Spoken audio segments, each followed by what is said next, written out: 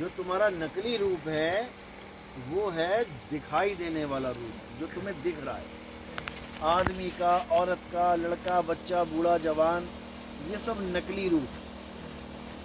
नकली रूप की पहचान ये होती है कि नकली चीज़ हमेशा बदली हुई होती है। कहते हैं ना, इसमें इसने मिलावट कर दी, नकली दूध है ये, यानी जो असली था उसके अलावा कुछ और डाल देना, उसको कहते हैं नकली। अब नकली रूप की पहचान क्या है कि वो बदलता है पल पल। आप रोज चेहरा देखते हो अपना, रोज, क्या आज और कल यानी एक दिन में चेहरा देखने पे बदला हुआ दिखाई देता है? देता है। एक ही दिन में तुम पहचान जाओगी कल में ऐसी थी आज में ऐसी हो गई? नहीं, कम से कम 5 महीना, 4 महीना, 6 महीने के बाद तुम्हें लगेगा ये झुर्री कहाँ से पड़ गई, अभी तक तो नहीं थी। यानी चेहरा झुर्रियों वाला होने लगा। धीरे धीरे 1 से 2 हो गई, तुम और घबरा गई, अरे ये तो बुढ़ापा आने वाला है। धीरे धीरे करके हालत खराब हो जाती है, लेकिन ये धीरे धीरे होता है। जो चीज़ बदल जाए वो माया है, जो बदल जाए वो नकली है। अब एक ऐसी चीज़ है तुम्हारे पास जो कभी बदलती नहीं है, सोचो क्या है, तुम्हारे पास ही है। ऐसी कौन सी चीज़ें बदलती नहीं है? सोचो क्या है तुम्हारे पास ऐसी चीज जो कभी नहीं बदलेगी? लगाओ दिमाग, दौड़ाओ। आत्मा। ये आत्मा की वजह से ही इतने सुंदर सुंदर दांत दिखाई दे रहे हैं। ये आत्मा ना होए तो मुंह खोल के हंस ना पाए कोई,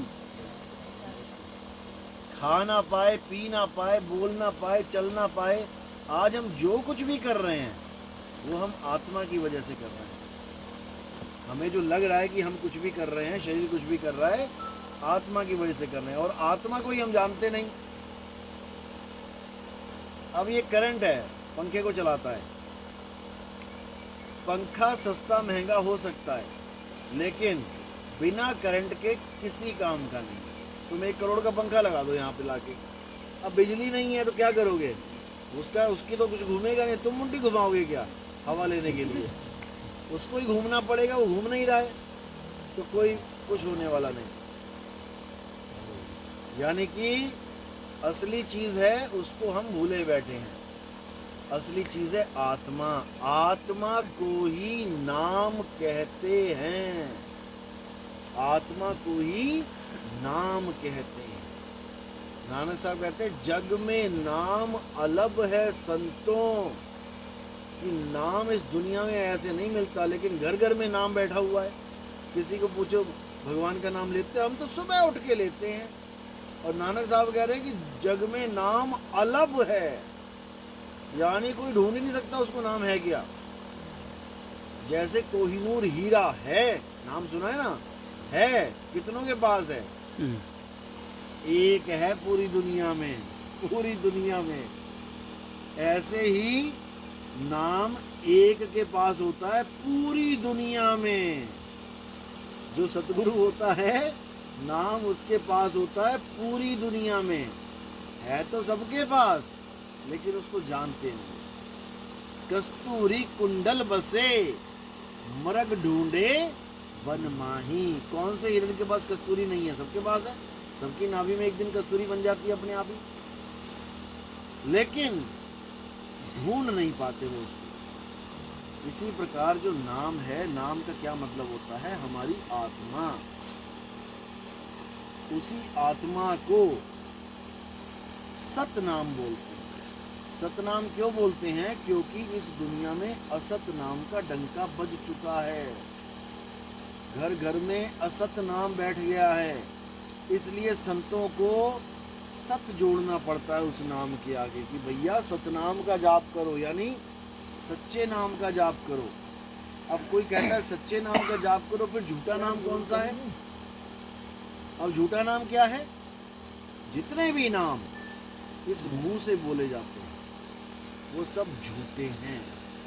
जिसके लिए बोला कृत्रिम नाम कथे तेरे जीवा, नानक साहब की वाणी है, दूसरे सामने कहते कृत्रिम नकली नाम कथे तेरे जिह्वा, कि हे परमात्मा तेरे जितने भी नकली नाम हैं वो इस जुबान से बोले जाते हैं, चाहे वो हिंदू बोले, चाहे मुसलमान बोले, चाहे सिख बोले, चाहे ईसाई बोले, जितने नाम तुमने इस मुंह से बोल दिए वो सारे नकली हैं। नकली क्यों हैं? क्योंकि वो तुम होंठ, जीभ, तालू, दांतों से बनाते हो, गले से बनाते हो, और जो चीज बनेगी वो बिगड़ेगी। असत नाम बिगड़ जाता है क्योंकि होंठ, कंठ, जीभ से निकल रहा है। जो सतनाम है वो कभी नहीं बदलता, सतनाम कभी नहीं बदलता, सतनाम कभी नहीं मरता। वो क्या है? आत्मा ही सतनाम है। इसी के लिए बोला एको सतनाम, यानी एक सतनाम ही कर्ता पुरुष, यानी तुम अपने आप को कर्ता मत समझो, उसकी वजह से ये सारे शरीर चल रहे हैं। असली कर्ता तो वो है, लेकिन फिर भी ये करता है, वो कुछ भी नहीं करता। जैसे पंखा बिजली की वजह से चल रहा है, हवा कौन दे रहा है? पंखा, लेकिन किसकी वजह से? बिजली की वजह से। तो कर्ता कौन हुआ? असली कर्ता बिजली हुई। लेकिन क्या बिजली तुम्हें हवा दे रही है? अगर बिजली हवा दे रही है, सब घर में तार लगा लो, पंखा खरीदो ही मत कोई। बिजली हवा दे रही है तो, लेकिन बिजली हवा नहीं दे रही, तो यानी कर्ता होता हुआ भी अकर्ता है। इसको समझो। तो इसी को बोला एको सतनाम कर्ता पुरुष निरपहो। निरपहो यानी कभी डरता नहीं है। आत्मा कभी किसी से डरती नहीं है। क्यों? क्योंकि आत्मा को कोई शस्त्र काट नहीं सकता, अग्नि जला नहीं सकती, वायु सुखा नहीं सकती, जल भिगो नहीं सकता। निरपहो निर्वैर। निर्वैर यानी वो किसी को मारता भी नहीं है। हे अर्जुन, जो ये सोचते हैं कि आत्मा किसी को मारता है या आत्मा किसी के द्वारा मारा जाता है, वो दोनों ही अज्ञानी हैं। आत्मा ना तो कभी किसी को मारता है, ना आत्मा किसी के द्वारा मारा जाता है। एको सतनाम कर्ता पुरुष निरपहो निर्वैर अकाल मूरत। अकाल मूरत जिसका कभी काल ही नहीं आता। सारी दुनिया को काल खा जाएगा। काल का नाम सुना है? काल। 3 लोक 1 जेल है, पाप पुण्य 2 जाल, सारा जग भोजन बना खाने वाला काल। काल यानी मृत्यु। सबकी मृत्यु हो जाएगी एक दिन, लेकिन आत्मा की मृत्यु नहीं होती। अकाल मूरत अजूनी। अजूनी यानी जो कभी किसी देह को धारण ही नहीं करता। आत्मा कभी किसी देह को धारण नहीं करता। जीवात्मा देह को धारण करता है, लेकिन उसकी डेफिनेशन क्या है वो तब समझ में आएंगी जब सत्संग सुनोगे। जीवात्मा क्या है, आत्मा क्या है, परमात्मा क्या है, वो सारा सत्संग में आपको समझाया गया। तो कहते हैं अकाल मूरत अजूनी सहपंग गुर प्रसाद। जब गुरु की दया होती है और वो प्रसाद देता है, ये अमरूद वाला प्रसाद नहीं, ये तो खाया और ढकार मारी चले गए। गुरु प्रसाद देता है। गुरु क्यों बोला गया है प्रसाद के साथ? गुरु का क्या है प्रसाद? जैसे पिता अगर लिखा होता पिता प्रसाद, तो पिता का प्रसाद क्या है? क्या देता है पिता आपको? हैं? आशीर्वाद तो किसी से ले लो, कोढ़ी से ले लो, वो दे देगा। आशीर्वाद का क्या है? सिर झुकाओ, आशीर्वाद तुम्हारा भला हो गया आशीर्वाद। पिता देता है अपनी जायदाद। जब पिताजी मर जाते हैं तो क्या देते हैं? प्रसाद रूप में बना बनाया घर, बने बनाई मकान, दुकान, बना बनाया बैंक बैलेंस, बना बनाया सब कुछ, गाड़ी, सब कुछ पिता से मिल रहा है। लेकिन गुरु से क्या मिल रहा है? गुरु प्रसाद। गुरु से क्या मिलता है? अरे गुरु से क्या लेने आते हो? मुक्ति, ज्ञान, ज्ञान, नाम दान। तो गुरु प्रसाद है ज्ञान। किस चीज का ज्ञान? सतनाम का ज्ञान। क्योंकि सतनाम के ज्ञान के बिना कोई मुक्त नहीं हो सकता। लेकिन अज्ञानी गुरुओं ने क्या कर दिया? सतनाम को ओम सोहंग बना डाला। सतनाम जो परमात्मा का असली नाम है, जहाँ परमात्मा निवास करते हैं उसको ओम सोहंग बना डाला, काल भगवान का नाम, अक्षर पुरुष का नाम बना डाला। इसीलिए ये दुर्दशा हुई है सब। सत नाम है परमात्मा का नाम। बाबा नानक करते थे सतनाम वाहिगुरु, सतनाम वाहिगुरु, आज भी करते हैं सारे। तो सतनाम में काल कहाँ से आ गया? सतनाम वाहिगुरु की हे परमात्मा, तेरा नाम ही सच्चा नाम है, वही वाह गुरु है, यानी सारे संसार का गुरु है। बाकी गुरु कुछ लोगों के होते हैं, हिंदुओं का गुरु, मुसलमानों का गुरु, सिखों का गुरु, ईसाइयों का गुरु, लेकिन जो वाह गुरु है वो सच्चिदानंद सारे संसार का गुरु है। उस गुरु का ज्ञान दिया जाता है यहाँ पे। यहाँ पर ये ज्ञान नहीं दिया जाता कि मेरे दांत में दर्द होता है, गुरु जी नाम दे दो दर्द ठीक हो जाए, मेरे कान में दर्द होता है, मेरे पेट में दर्द होता है, मेरी छाती में दर्द होता है। ये काम जो है ये प्रकृति का काम है। ये जो तुम खाते पीते हो गलत। अब तुम पेट्रोल की गाड़ी में डीजल डाल दो, क्या होगा? खर खर करेगी, खराश हो जाएगी, लोग कहेंगे कोरोना हो गया। क्यों हो गया? क्योंकि वो उसका भोजन नहीं है। तुम अपना भोजन चीनो कि तुमने क्या खाना है।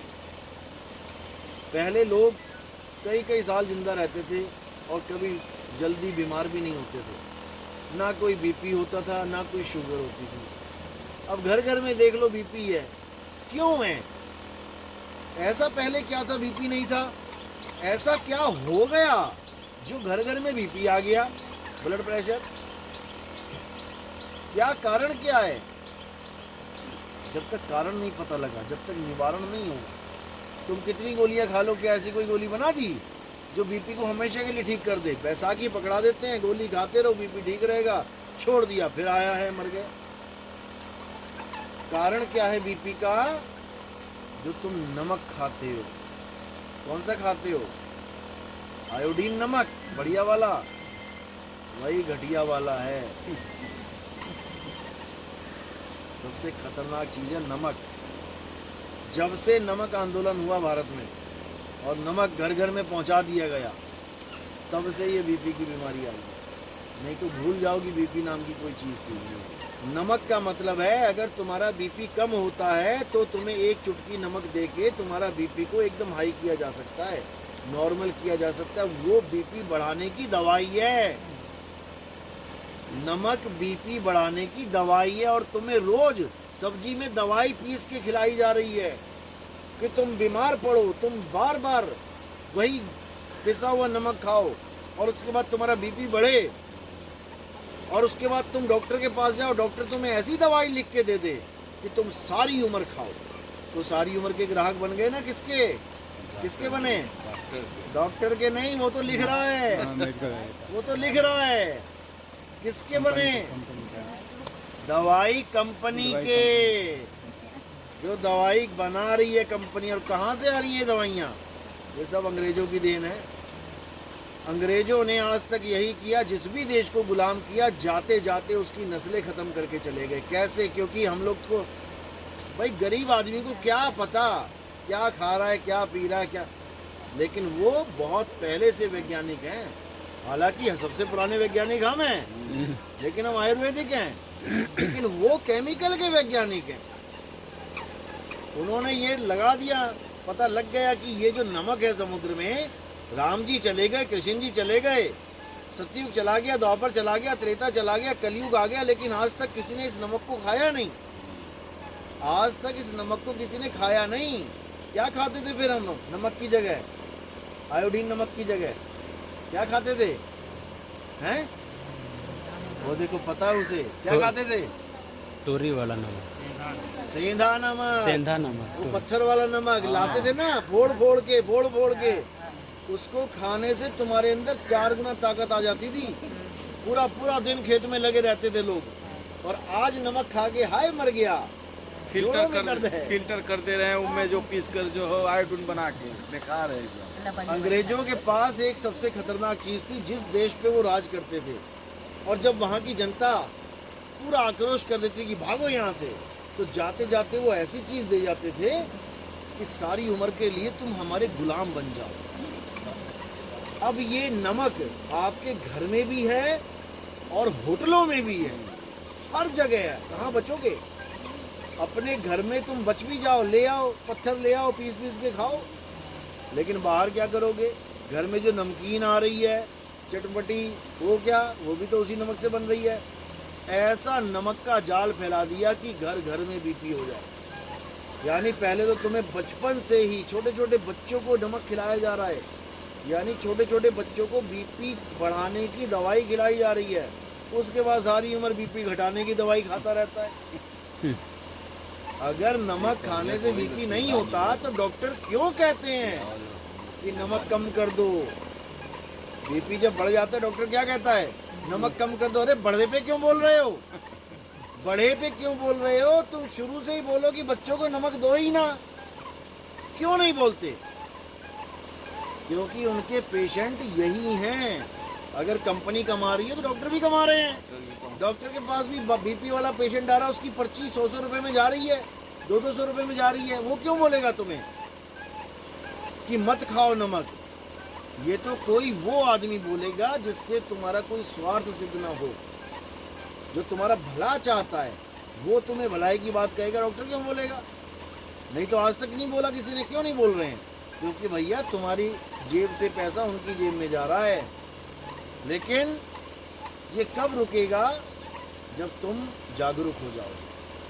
तुम ऐसी चीज़ खाओ ही मत जिससे तुम्हारे शरीर को प्रॉब्लम हो। तुम जीवन में कभी बीमार नहीं हो। इसके लिए भी बहुत से लोग काम कर रहे हैं। उनसे जुड़ो, जानो कि हमारा शरीर क्या है। हम अपने शरीर को एक गाड़ी की तरह अगर चलाएं और समय समय पे सर्विस करते रहें, तो जैसे एक कार, एक मोटरसाइकिल बढ़िया चलती है सालों साल, ऐसे ये भी चले। हमारे अंदर जितनी गंदगी जम जाती हैं, वो गंदगी ही बीमारी का रूप लेती हैं। अब पानी है, तुम्हारे घर में से पानी बढ़िया निकलता रहे, बर्तन धोने का और इसका उसका, तो सही चलता रहेगा काम। जहाँ पानी ब्लॉक हो गया, देखो दीवारों में सीलन, बदबू, सड़ान, ये सब क्या है? ये सब हमारी नाड़ियाँ ब्लॉक हो जाती हैं, जैसे सारी बीमारियाँ उसी में हो जाती हैं। तो हमें ऐसी ऐसी चीज़ें खानी चाहिए। आप तो गांव में रहते हो, आप तो बहुत अच्छा भोजन कर सकते हो। सबसे अच्छा भोजन क्या है? नेचुरल फूड, यानी खीरे खाओ, ककड़ी खाओ, ऐसा भोजन खाओ जिसको हमें पकाना, उबालना, पकाना, तलना, सेकना ना पड़े, कुकर में ना फोड़ना पड़े। यानी खीरा लिया, सीधे प्रकृति से सीधे खा लिया, ककड़ी ली, सीधे खा लिया। और भी बहुत सी चीज़ें हैं जो गांव में आप लोग सीधे पेड़ से तो तोड़ के खा। अमरूद हो गया, सेब हो गया, जो भी जहाँ जैसा फल मिलता है, जितना तुमने डायरेक्ट खा लिया, समझो उतना तुमने अपने शरीर को साफ कर दिया। बस डायरेक्ट उस पे आ जाओ कि सीधे प्रकृति से तुम्हारे अंदर जाना चाहिए, चाहे कुछ भी जाए खाने वाली चीज़।